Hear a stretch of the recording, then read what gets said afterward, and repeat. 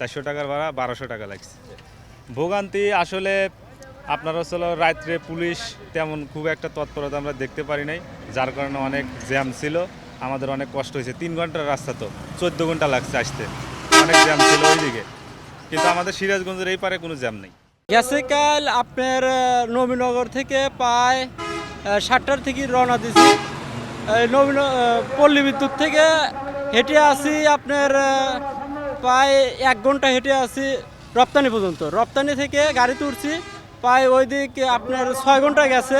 6 ঘন্টা গেছে আপনার পর্যন্তই, চান্দুরা পর্যন্ত। চান্দুরা থেকে আবার আপনার কটার মোড়াইছি, এটুকু গেছে আপনার প্রায় 5 ঘন্টা। 5 ঘন্টা থেকে এটুকু আবার পাই নেই, পরে আবার টাকে উঠছি। টাকে উঠে আছে 8টা বাজে। তাহলে আমি মা বাবা দেখা লাগে, হ্যাঁ মুখ দিয়ে টাকা এখন আসা লাগলো। কষ্ট হইলো, কারণ অনেক কষ্ট।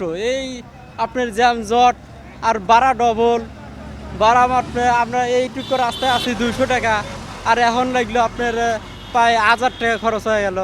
একজন 1000, পরে 2জন 2000 টাকা চলে গেল। আসছি, ঢাকা থেকে আসছি।